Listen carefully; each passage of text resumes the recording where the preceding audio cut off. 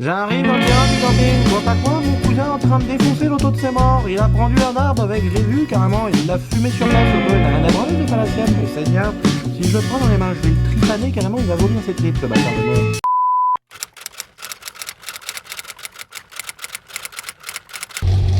Aïe aïe aïe aïe aïe aïe aïe. Ah, je l'ai mis en route, elle est froide. Ah, ça ratatouille. C'est ça le vintage. Ah, c'est ça le vintage. C'est la vieille mécanique, c'est s'offrir à prix très cher les emmerdes. C'est ça le vintage. C'est ça qu'on aime. C'est ça qu'on veut aujourd'hui. Ah bah oui. Oh, rap, rap, rap, rap, rap, rap, rap, rap, rap. 25 litres, 25 litres, 25 litres, 25 litres, 25 litres, 25 litres. Ah bah à froid et bois. Je vais pas te mentir. C'est vintage. C'est ça le vintage. C'est se faire chier et le payer plus cher. Bah oui.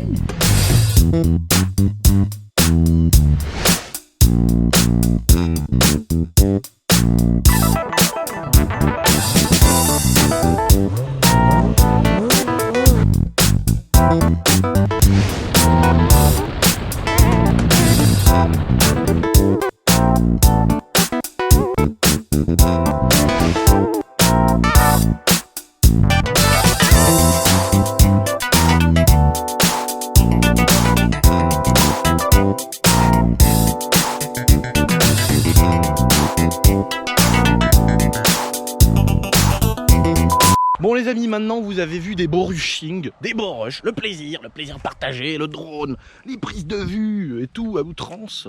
J'espère que ça vous a fait kiffer. On va parler un petit peu du moteur. Regardez ça, c'est beau, c'est beau, c'est beau, c'est beau, c'est beau. Bon moteur. Regardez ça, bon moteur. Ah, aïe aïe aïe aïe aïe aïe aïe. Oh putain, c'est beau. Regardez, même moi quand je regarde à chaque fois, je suis là, tu sais, dans mon short là. Ah, merde, le couche culasse tout. Oh, c'est beau. Oh, c'est vintage. Oh, putain, vintage. Oh là là, j'adore. Oh, c'est vintage. Voiture vintage. Non, regardez. Très belle mécanique. Bon, déjà, on a fait, comme je vous ai dit, à peu près 2000 km avec l'auto. C'était déjà pas mal. On a fait à peu près 2000 bornes. Il m'est arrivé des tuiles. Hein, bien sûr, c'est une Ferrari. C'est normal. Donc, on a roulé. Pour ceux qui arrivent sur la chaîne...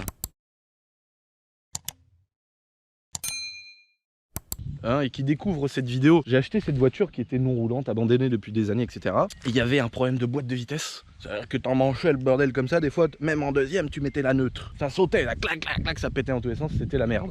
Puis Ferrari, tu vois bien, les couilles en or pour refaire tout ça. Donc elle roulait pas, et puis une Ferrari, tu vois bien, faut faire les courroies de distri, faut faire plein de choses avant de mettre un coup de clé, tu vois. J'ai récupéré la voiture, j'ai fait les frais, etc. On a attendu 8 mois pour avoir les pièces, parce qu'il y avait beaucoup de pièces qui étaient en refabrication, parce que Ferrari ne fabriquait plus, par exemple, le pignon de 2, tu pouvais pas appeler Ferrari, tiens, il me faut un pignon de 2 de Testarossa de 1985. L'autre, il va te dire, non mais attends, toi, t'es qui toi déjà? Et puis non, va te faire foutre, ils te vendent même pas le filtre à huile, frérot. Donc c'est que de la refabrication, il y a énormément de pièces qu'on a fait refaire sur mesure pour que cette voiture elle puisse rerouler. C'est ça, c'est aujourd'hui, il y a encore des problèmes par exemple sur les pneus. Les pneus avant tu peux les avoir mais pas les pneus arrière. Donc t'appelles Ferrari, ils disent oui on vous vend 4 jantes et puis avec les pneus ça vaut 10 000 euros. Donc enfin bon c'est plein de conneries comme ça. Donc on a fait refabriquer en Suisse le pignon de boîte de deuxième qui était complètement arraché, mais vu qu'il était arraché, fallait aussi changer celui d'en face, même s'il avait rien, il avait été soumis à une contrainte d'un pignon qui était mangé. Donc on a changé un petit peu tout ça, les courroies de distri, les bougies, tous les joints moteurs. Le moteur était sur une table. Je vous invite à aller voir les vidéos précédentes sur la rénovation de la Ferrari où tu la vois à poil la voiture. Tu vois le moteur sur une table, le moteur ouvert, on voit le vilebrequin, les culs de bielle et tout. Donc je pense que ça peut vraiment intéresser les gens côté vraiment mécanique sur ce qu'on faisait à l'époque, parce qu'il y a toutes les étapes de rénovation. Donc là aujourd'hui elle roule, elle est rodée. On a fait 1000 bornes vraiment tranquille et là on commence juste un peu à s'amuser dedans, à taper un peu dedans, mais c'est pas le profil de la voiture, tu vois. On a rodé les freins, etc. parce que tout était neuf, il n'y avait pas que le moteur, la boîte. On a fait aussi les flexibles de frein, disques de frein, plaquettes de frein, les cylindres blocs, amortisseurs, presque tout quoi. Donc aujourd'hui elle est là. Il reste deux choses à faire sur cette voiture. Ça sera une carrosserie parce qu'en fait si tu veux, le moteur est tellement propre, est tellement neuf que la carrosserie elle est pas à la hauteur du moteur. Même si elle est propre parce que là bon là il y a de la poussière dessus, on l'a pas lustré filtrée, mais Baba, c'est de la nettoyer avec un produit magique, je sais pas quoi. C'est vrai qu'elle est très propre, regarde. Elle est pimpante, elle est brillante. Je déteste ce mot-là, pimpante. Mais si tu regardes, regarde, il y a un petit cône sur le phare. Elle est très jolie, hein. Non, mais là, c'est de la pignole. C'est parce que c'est une Ferrari, c'est parce que j'ai mis 60 000 balles dans le moteur, c'est parce que j'ai tout refait à neuf et que le mec qui va venir l'acheter, je vais vouloir la vendre plus cher que les autres et que le mec il fera juste qu'il arrive et qu'il dise je peux pas négocier, tu vois. Enfin bon, voilà, il y a pas mal de petites conneries. Il y a des endroits où les ailes c'est un peu des champs de patates. Il y a un petit peu des voilà, des petits trucs, mais ça reste hyper léger, tu vois. Le but c'est de la vendre, la voiture nickel, donc on fera tout ce qui est sellerie aussi à l'intérieur. On va refaire juste les deux sièges parce que tableau de bord, les panneaux de porte, tout ça, ça va. Regarde, je te fais constater tout de suite par toi-même. Tu vois, les tableaux de bord, tout ça, c'est tout neuf. Le ciel de toit en cuir, tout est neuf. Tu vois, il y a juste là à l'entrée, là. Tu vois, le cuir, il est un peu frotté ici. On pourrait le reteinter parce que tu vois, les coutures sont pas sautées, tout est propre. C'est juste le cuir qui est un peu frotté, quoi. Sinon, ça reste propre. Donc, on va refaire les deux sièges à neuf. Et une peinture complète. Pour tous ceux qui se posent la question, parce que j'en ai vu quand même plusieurs fois dans les commentaires, et c'est vrai que souvent ça revient, le diffuseur, oui, hein, oui, il n'y a pas le diffuseur. Normalement le diffuseur, ça va là, de ce petit trou là, ça va là, tac, ça cache le milieu des silencieux, avec une petite grille un peu comme celle-là, là, et puis ça revient sur le côté. Mais je l'ai pas mis parce que, déjà il était en très mauvaise santé, parce que l'ancien propriétaire a dit reculer dans un trottoir ou je sais pas quoi, il est un peu bigorné le bordel. Quand on l'a jarté, j'ai dit putain, on voit les pots, comment c'est beau. J'ai dit faut faire polir les pots et je laisse comme ça. Carrément plus joli sans le diffuseur. Mais bien sûr, je le ferai en peinture aussi, et le jour où je la vends, je le remonterai dessus, ça c'est clair. Mais moi, pour mon plaisir personnel, je préfère rouler sans. Je trouve ça beaucoup plus joli de voir les échappements. Donc voilà, qu'est-ce que je voulais vous raconter de plus, mes amis? Ce petit bloc, j'ai eu une couille d'un seul coup. J'ai eu le voyant de batterie qui roulait. J'avais fait quoi, 1500 bornes avec la voiture. J'ai eu le voyant de batterie qui s'allumait. Bon, je me suis dit c'est bizarre et tout. Et puis d'un seul coup, voyant de batterie. Puis je voyais bien qu'elle démarrait moins bien la caisse. Du coup, je l'emmène au garage, là où ils ont refait mon moteur et tout. Et puis en arrivant à 500 mètres du garage, mon gars, blof, coupé la voiture, plus rien. Et en fait, c'est un truc de ouf quand même. Comme quoi, c'était un truc de ouf. Donc la voiture coupée, plus de batterie. Plus rien dans le contact. Je sors de la voiture, une flaque de liquide. Bon, j'ai vu tout de suite que c'était pas de l'huile. Je me suis dit c'est du liquide de refroidissement. Une flaque d'huile qui faisait toute la caisse, c'était énorme par terre, de la flotte partout et tout. Je me suis dit putain, j'appelle le garagiste, je dis ouais, j'ai de la flotte partout, elle démarre plus. Il me dit oui, c'est une Ferrari, tout va bien. À chaque fois il m'en met plein la gueule, tu vois. Ce qui préfère les Porsche, tu vois, il m'en met plein la gueule. Il me dit mais c'est une Ferrari, c'est normal qu'elle tombe en panne. Tu le savais, hein, on te l'a déjà dit. Hein. Donc en fait, vous voyez la durite qui est là-bas. La durite en fait qui raccorde la grosse qui est là. Tac, en fait si tu veux, c'est elle qui va faire le lien, cette grosse durite, avec tous les radiateurs de la voiture, parce que t'en as pas mal, tu vois. T'as un gros là-bas là, avec un ventilo, je sais pas si tu vois. Tac.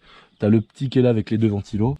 T'en as un autre qui est derrière caché, là-bas dans le coin derrière. En fait si tu veux là, toutes ces grosses aérations là, ça va venir aspirer la flotte et puis aspirer l'air, pardon, et ça va bouffer toute l'air pour refroidir les radiateurs. Il y en a en tout, je sais plus moi, 5 ou 6 des radiateurs là-dessus. Et cette grosse durite, en fait, c'est celle qui vient, tu vois, toutes les durites de radiateurs, elles se rejoignent là-bas. Et cette grosse durite qu'il y a au milieu là, c'est elle qui ramène au moteur. Et en fait, tout ça, ça se cale, en fait, si tu veux, c'est des trous oblongs. Un trou oblong, c'est un trou un peu rectangle, c'est-à-dire que t'es pas obligé quand tu visses ce truc-là au châssis, tu peux pas le fixer forcément pile droit, tu peux l'ajuster un peu. Et c'est pour ça que quand tu remontes ton moteur dans le châssis, c'est ce qui s'est passé. La durite était un petit peu désalignée, si tu veux. C'était pas, tu vois là, elle est toute droite, tu vois bien que le branchement entre ce branchement là et là-bas, tu vois que la durite est toute droite. Et avant, c'était mais genre quelques millimètres un peu à gauche, tu vois. Et du coup la durite, elle avait une mini contrainte, elle partait un peu en diagonale. Et une mini contrainte sur une Ferrari où il y a de la pression de malade qui passe dans cette durite là, etc. Et rien que cette petite contrainte, ça a fini par fissurer la durite. La durite s'est mise à chier. Donc en fait, si vous voulez, derrière là-bas le moteur, t'as l'alternateur, la pompe à eau, tout ce qui est relié avec une courroie en bas du moteur, c'est pris sur le vilebrequin et puis ça alimente toute la périphérie, tu vois. Et il y avait une petite fissure sur cette putain de durite qui avait une mini contrainte. Et la fissure, elle éjaculait un peu de produit sur la courroie de l'alternateur. Ce qui a fait que l'autre, en lui foutant une faciale à l'alternateur, il a bandé la courroie, elle a déraillé de l'alternateur. Donc la courroie, elle était simplement tombée de la poulie de l'alternateur, elle était sur celle d'en bas. Donc ça tournait, mais la courroie, elle était là, puis l'endroit est tellement restreint là qu'elle peut pas s'en aller, la courroie. Donc l'alternateur, il arrêtait de recharger la batterie, puis moi je continuais à rouler avec la voiture parce que voilà, je pensais que c'était pas trop grave, etc. Je me suis dit, je l'emmènerai quand j'aurai le temps. Donc la batterie a fini par se décharger, la fissure a fini par s'agrandir, et puis d'un coup, flatch, ça a pété comme une... Non, j'allais dire un truc trop sale. Bon, en gros, ça a pété et ça a vidangé par terre et tout ça pour une petite merde. Qu'est-ce que j'ai eu d'autre? Parce que c'est normal, si tu veux, quand t'as une voiture qui a pas roulé depuis 16 ans, où t'as tout refait sur le moteur, etc., c'est normal que t'aies des petites surprises après, tu vois, au niveau du remontage, au niveau d'un joint qui fait chier, un truc comme ça. Donc c'est pour ça que il y a toujours un petit truc après, tu vois. Par exemple, on avait une petite fuite à la sortie d'huile de à la sortie de boîte, donc la boîte de vitesse elle est juste ici en fait. Enfin là c'est une cascade de pignon qui renvoie si tu veux à la boîte de vitesse qui est en dessous le moteur, la boîte de vitesse. Et cette cascade de pignon, si tu veux, t'as un axe qui sort du moteur avec un joint. Et puis bah bien sûr ça doit retenir, le joint est fait pour retenir l'huile. Mais le joint Ferrari était pas assez serré, c'est un joint spi en fait. Donc c'est une lèvre qui vient lécher si tu veux un axe qui tourne pour éviter que l'huile passe. Et pour que cette lèvre lèche l'axe, t'as un petit ressort qui fait tout le tour. Et ces ressorts là étaient pas assez tendus. Donc il a démonté le ressort du joint spi, il a coupé le ressort pour le tendre plus, il l'a refermé. Et aujourd'hui il y a plus de fuite. Mais tu vois comme quoi même en achetant du matos chez Ferrari tu peux avoir de la merde. Donc bon aujourd'hui les problèmes sont réglés mais il y en aura peut-être d'autres hein, tu sais ça peut arriver. Voilà 2-3 petites conneries comme ça. Donc pour votre petit plaisir les amis je vais la rallumer la voiture.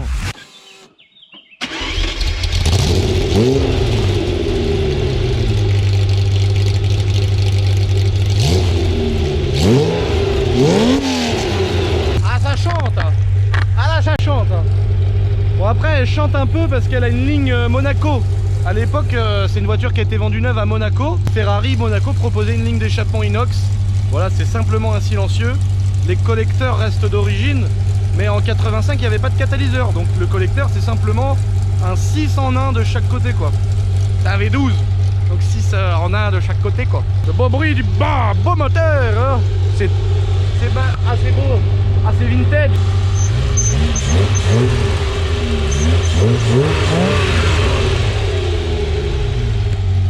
C'est la voiture de son père. Mais qu'est-ce qu'il a fait? Oh là là, regardez ce qu'il a fait. Il a fait un burn-out avec sa Ferrari. Oh, mais regardez ce qu'il a fait. Il a massacré sa Ferrari. Oh là là, il est con. Il a fait n'importe quoi avec. Il l'a déboîté. Mais ça, c'est ta meuf. Toi, tu crois que c'est ma voiture à qui je fais ça. Mais c'est ta meuf, enculé. C'est ta meuf que je déboîte comme ça. Non, mais en vrai, c'est une vérité, les amis. Parce que là, vous vous dites, on rigole, on est là dans la bonne ambiance. J'en ai défoncé des meufs de rageux. Hein. À la pelle, plein. Des meufs qui venait me capter en me disant ouais mon mec il fait que de me dire de la merde sur toi et ça, il dit tellement il rage sur toi, je me suis demandé qui t'étais pour qu'il parle tout le temps de toi. Et la meuf, une disquette frère, pas plus grosse que celle-là frérot. On n'est même pas sur le disque dur où la meuf, tu vois, tu veux vraiment, là t'as 2000 gigas, on n'est pas sur ce genre de truc là, on est sur de la disquette frère, du 512 MB, tu vois. T'arrives, tac, disquette, ça y est c'est terminé. Elle s'écarte la meuf, elle ouvre son pot de boursin, la chatte dégueulasse. Le truc c'est, frère, c'est ail et fines herbes, tu peux y aller au couteau, te tartiner une demi-baguette. C'est dégueulasse. Excusez-moi c'est dégueulasse ce que je viens de dire. Bon en tout cas les amis, malgré ce petit aparté sur cette vidéo, ça m'a bien fait plaisir de ressortir la vieille charrette, le 12 à plat, la boîte inversée, les 5 litres de cylindrée, le diffuseur non apparent, la vitesse, les amortisseurs qui se levent comme ça, les phares, pareil. Oh nom de Dieu. Oh, la boîte, 60 000 € le pignon, merde. Oh la putain, fait chier. Bon, j'ai kiffé. J'ai kiffé vous parler de ça, des petites choses, des petites aventures qui sont arrivées sur cette voiture. En tout cas, c'est une voiture au départ que j'avais achetée en me disant je kiffe cette voiture, je la veux, elle est mythique, je l'aime, machin truc. Mais je m'étais dit aussi, surtout de base, je vais me faire un billet, je vais la revendre, je vais me bourrer les poches.